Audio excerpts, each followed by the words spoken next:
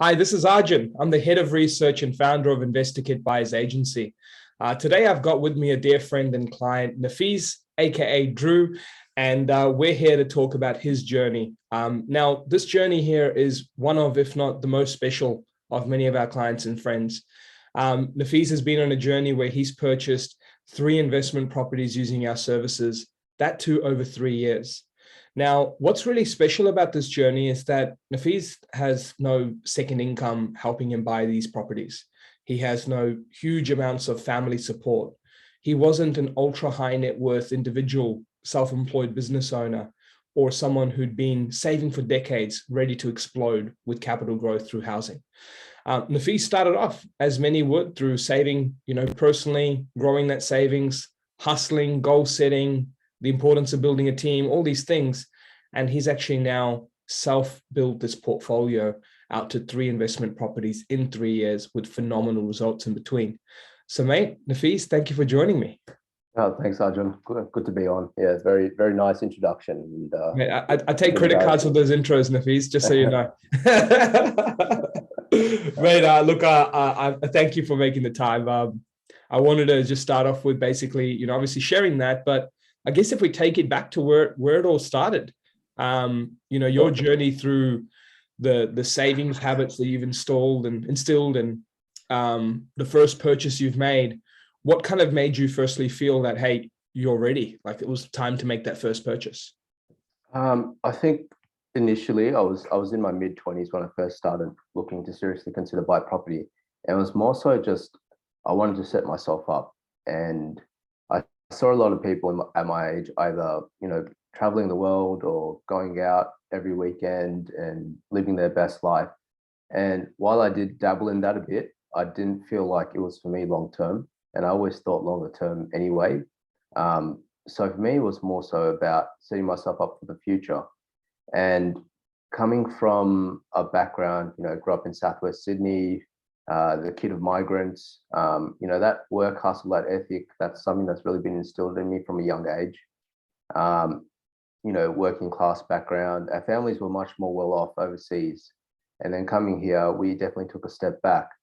And so it really instilled in me that, you need to work hard in life. You need to save your money. You need to invest it because no one's going to help you later on in life. Like we have social welfare in this country, which is one of the better countries to live in. And we have those sorts of networks and support systems in place. But I really don't want to depend on others. I want to be in a position where I can be the one that others can go to and depend on. So I really just wanted to be in that kind of position later on in life. And even though I'm not there yet, I still feel like, on this trajectory, I will be. And with the help of InvestorKit, being able to purchase properties, the last few years has been crazy. Just being able to set myself up. I didn't think I'd be in this position now in such a short period of time. And even back then, I was thinking I was going to move out, and I moved out with the intention of buying a 2-bedroom apartment, probably like Campsie, 20 to 30 minutes drive from Sydney CBD. Those sort of areas, like Campsie is like not a very nice area, but it's not terrible either. It's just kind of like mid-range. Those sorts of areas. I was looking at 1970s apartments. I was going out every weekend in the morning, Saturdays, driving around all of Sydney by myself. I literally had like a little notepad and pen. I was writing notes after each session, like each inspection, like what I liked, what I didn't like. And to be honest, man, I didn't really know what I was doing. Like I'm pretty keen. Like I listen to the podcast and read the books and consume content, but it's not the same level as getting the pros to help you out. So yeah, I was just like this guy in my mid-20s, just trying to figure things out, going to each property each morning, spending like 4, 5, 6 hours each Saturday. But yeah, man, that's probably me talking my head off and taking the topic on another tangent. But yeah, I'll hand it back to you, Arjun. No, this is actually very, very important to call out because, what you explained there, and I've no doubt that in any way you're going to achieve success and get to that end point. But I do feel that one point and one decision to reflect to yourself and go, man, you know what? I don't know what I'm doing with this. Driving around to all these properties, I think could have been a key catalyst to what's unfolded. And the reason why is we obviously see the other side of it, which is the mistakes many make and the first mistake and the most common mistake we see is the Sydney-based 20s and 30s young professional, growing income, doing well in their career, hustling hard. Then they look around and go, look, I've done well enough to get myself into the first purchase. They see prices in Sydney, 1 mil, 1.5 mil, 2 mil for the suburbs they want to be in, the houses they want to be in. And you know what happens? They go, oh, guess what? I'll just settle for an apartment, get my foot in the door, and just take it from there. And then comes the last 5, 7, 8 years of opportunity costs, which haven't really done anything for most of these apartments across Sydney. So, mate, it's actually a very good call out. I'm glad you actually, went through that, because it's such an important decision for many people. So I guess the opposite of that is you didn't make that decision. You came to a point, right? And you're like, A, I'd like help. B is I'm not going to make that mistake. And then C is to not make that mistake, and I need to make another decision that works out for me. But making that decision, guess what? It wasn't in your backyard. It wasn't a pretty looking property. It wasn't a fancy unit or anything like that. What made you go through all these opposites of what you were doing and go, heck, you know what? It's the right thing to do. Oh man, yeah, that's a good question. And I think partly to like credit goes to you as well, Arjun. Like you definitely you were posting good content in I forgot what the Facebook group's called now, Property Talk Australia, was it? Yeah. So back when I had social media, I would be on that group like Facebook group for property investors, buyers agents, mortgage brokers, etc. every day, just looking at the notification information that came through. And yourself, Arjun, you were one of the more frequent posters. And one of the things that I noticed about your post was that you weren't like a salesman. You weren't just like, oh, look at me, my business is so good, I have so many properties. It wasn't about that. It was, you were just posting data. Like I'm a very numbers orientated guy. So that to me was like, numbers don't lie. So you can put emotion into things and like, make things sweeter for the targeted audience. But if you just have the raw numbers and the data there, then that speaks for itself. And I saw that you were always posting all the data on the different interstate houses.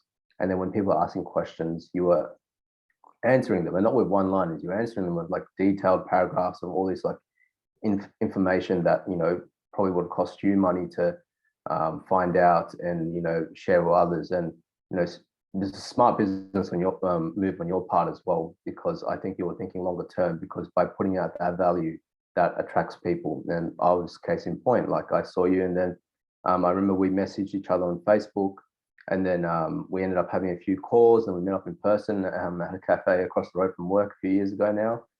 You were working in Macquarie at that time, right? Yeah, I was working at Macquarie back then. Yeah, so I just remember I was right across the road. So yeah, thanks for the coffee back then as well, man.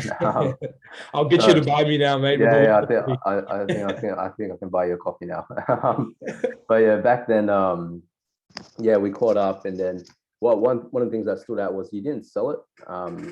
Like when I say you didn't sell it, you sold it in the fact that you talked about the services that your business offered and what value you can provide.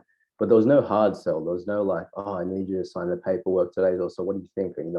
So and so these services cost you so and so dollars, and when can you commit? There was no kind of urgency or push to it. It was just like natural, and that's what I liked about it. And then also just to your question about like what made me make the decisions not to go ahead with what I was doing was also just I like listening to podcasts and reading books, and so a lot of the books on property and the podcasts on property that I was listening to, they always advocated buyer's agents as well. So they always said go for a buyer's agent that's flat fee, is an investor themselves, is providing quality information, look at their reviews, and be open to interstate investments as well, because you can get better quality assets, you can get larger, land. You can obviously, like a house is better than an apartment from an investment perspective as well, and land appreciates in value as opposed to building. So I was like, these are all very solid points, and you have that lifestyle factor as well. Like, you can find places that are near the beach, near the school, like where families want to live, as opposed to inner city apartments where it's just super condensed and the price hasn't increased in the last 10 years, even if it is in Sydney and Melbourne, which are like the two most, I guess, the hotbed of activity, or at least that's how the media portrays it to be. But yeah, man, just probably a combination of yourself being really active on social media, and then just listening to podcasts and other investors talk about the benefits of going the professional route. Mate, on that first property, and reflecting on how you, I guess, went the other way from the point you raised, the thing I still laugh about the most is that, I bring up your house, like not the specific address or you or anything. I bring up your house all the time, like as in like just the visual thought of it. Because many people are unsure on the buying journey of, hey, do you buy a brick home? Do you buy a weatherboard home? 4-bed, 2-bath for family, 3-bed, 2 baths for families? Do you get 600 square meters plus or 400? Mate, if I'm not mistaken, your house broke every rule that the common person thinks is the right thing to do. Your house is weatherboard, not brick. Your house is blue, not a normal color. And your house is not 3-bed, 2-bath or 4-bed, 2-bath. It's 3-bed, 1-bath. See, I mean, where I think what really excites me about that opportunity there is in terms of the review, 72% in capital growth in 3 years. Yeah. It's mind-boggling, isn't it, when you see all of that? I mean, when you look at that, how confident does that make you feel in the research, the data, the outperformance that can come from applying market pressure analysis versus what colors your house? And case on this note is a blue house. Yeah, for sure. It's huge. It takes the emotion out of things, and it really just becomes a numbers game. Like you guys always provide your weekly newsletters, which I read. I forgot the person your name's name, Jung or Jung?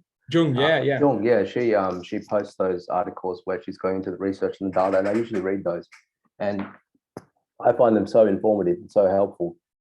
And it really just takes away the emotional factor from investment decisions.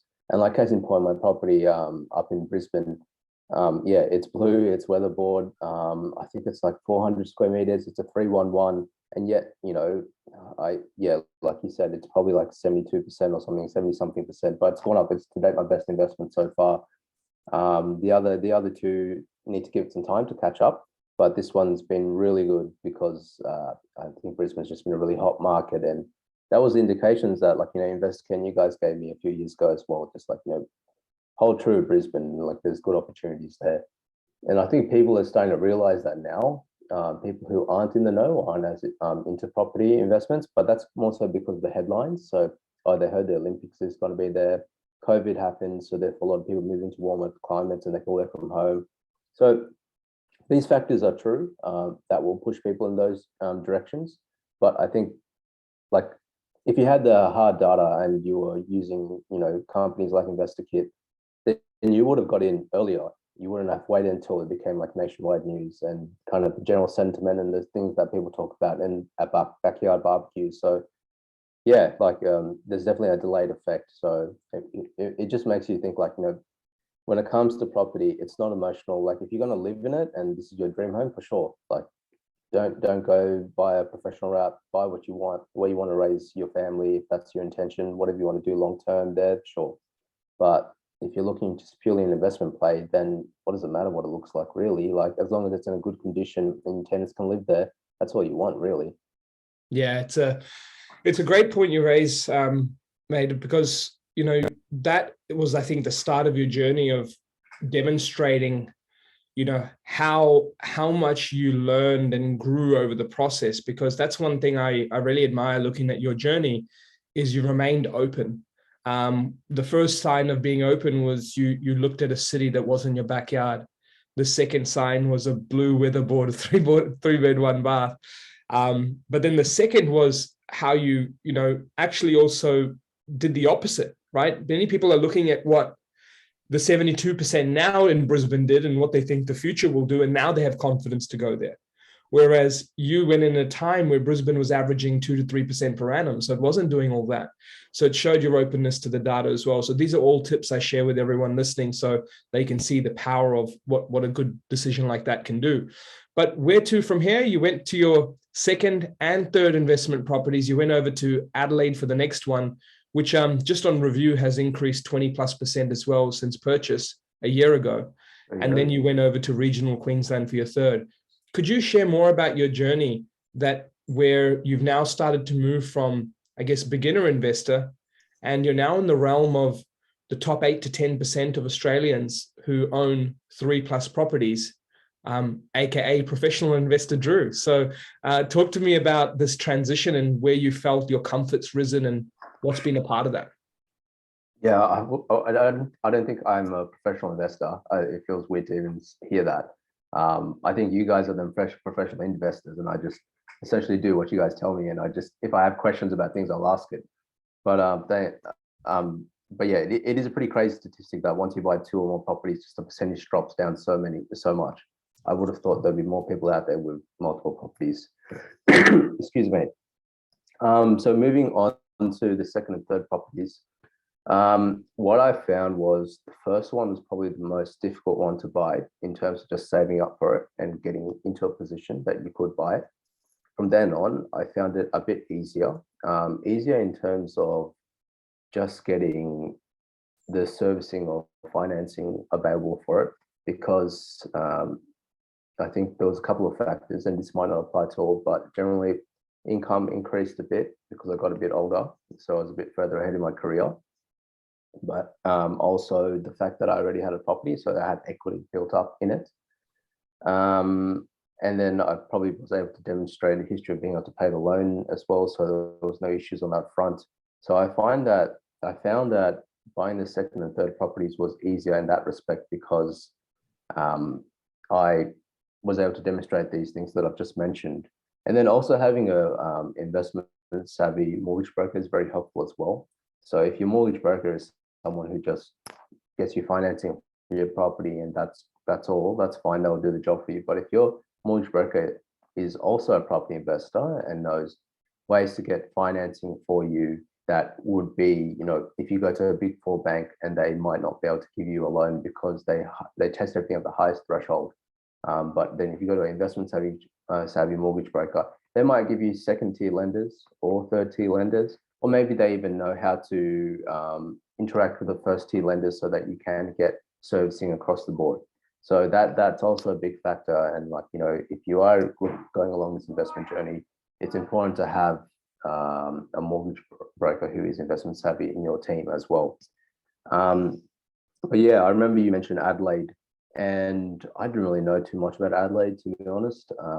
If anything, I felt more comfortable with Brisbane than I did with Adelaide, just because I've grown up in Sydney. I know Melbourne, and typically from a biased Sydney sider's perspective, we think Sydney's number 1, Melbourne's number 2, then Brisbane's number 3, and the rest we don't really know much about. But Adelaide, you were showing me the data for it, and I guess the numbers were strong, the indications were strong. So I was like, okay, let's go for it. And then also just the fact that it was a lot more affordable. Like you could get in this case, actually, it did tick the boxes as opposed to Brisbane. Like it was a brick house, and then it was like over 700 square meter land, 4-bedroom. So it ticked all those things as well, which I guess to someone going in for the first time, they might doubt. But for me, I already knew that it wasn't really that important. It was more so the hard data behind it, like the location, what kind of developments are happening in the area, what kind of government spending is happening in the area, what's the mid to long term trajectory of this area as well, what's the pressure like, supply versus demand. So yeah, Adelaide worked out to be a good one as well, and it's not as hasn't been in my portfolio as long. So the gap between Adelaide and my third one, Townsville, has been a lot shorter. So Brisbane to Adelaide, I think, was about 2 years, but then Adelaide to Townsville was less than a year, and I think that just accelerated because I think once I got the Adelaide one, also I had a lot of equity in Brisbane, and then I also had a much better income than I did when I first bought the Brisbane house. So I think that really accelerated the Townsville area-based purchase as well. So I think those factors helped, and then also just shout out to the Hills Finance guys at the team there, Lee's team. Ronald was very helpful across that process, and he was able to secure financing with the help of Arjun. The two guys really went to bat for me in getting financing with a lender that I typically wouldn't have gone to, but the numbers made sense. And one of the things that you explained to me always, Arjun, was just get your foot in the market. You can always fix up your lending, your interest rates down the track. But yeah, like the opportunity cost is too high. Like you'd rather be in the market at a high interest rate as opposed to waiting to save up enough for a 20% deposit, or trying to get a lower interest rate with a big four bank. So making sure that your servicing is in place. So yeah, like the way property market's been going, especially in areas where the data has been strong and your team's shown that, I think far outweighs those sorts of costs. Well, you know, what's interesting about your initial reserves with Adelaide is that Adelaide finished the recent financial year as the highest performing capital city in Australia. Yeah. And you got in just before the financial year started in May last year, which means that you benefited from having the highest performing capital city in Australia. And then you went over to like Townsville, as you said, which is another emerging market, trying to get in before things go too crazy. But I guess the reflection on these three, Drew, is that, you know, when I see your journey, I mean this with you know, full genuineness as well, that it is actually the journey of what I call a perfect investor. Because, you know, when you look at the different elements of what makes a perfect investor, it's someone who's building a team, open to the different ways that professionals can come in and help, and being open to various cities, borders, property types, and running through with the research, the data, the due diligence and experience. Someone who's have a strong savings and financial habits that allowed you to continue growing your personal finances to stay on track with the journey. Someone who understands the importance that, you know, you can't have a property or broker figure it all out for you. You also have to have that career growth that happens on the side, and you've continued to progress in your career. And then most importantly, you've understood the concept of finance is the real game here, with houses just thrown around to increase your acquisition. The idea of, you know, taking in finance strategy, multiple banks, P&I versus interest only, you know, higher LVRs to get foot in the door, but versus the opportunity cost of not.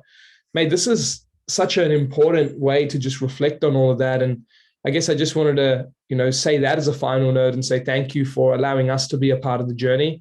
And no doubt that with what you've done so far in such short time, with the limited resources, but all the key pieces I mentioned before, you've done a phenomenal job. So well done.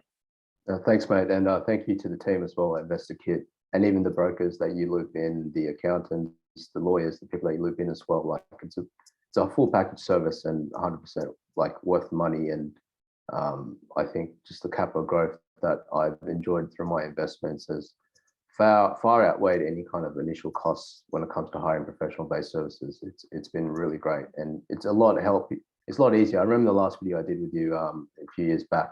That was my key point. It just takes a lot of pressure off your mind, and it really does. Like when you have a team of people working on an investment for you and then giving you constant updates, you know, you messaging, asking them as many dumb questions as you like, and them not getting angry or annoyed, and they're actually, you know, giving you explanations as well and dumbing it down for you. It's so much easier. And I could not, I don't think I'd be able to have bought 3 properties by, you know, such a short period of time without the help of InvestorKit. So it's been valuable. Thanks for that. Thank you again for your time, mate.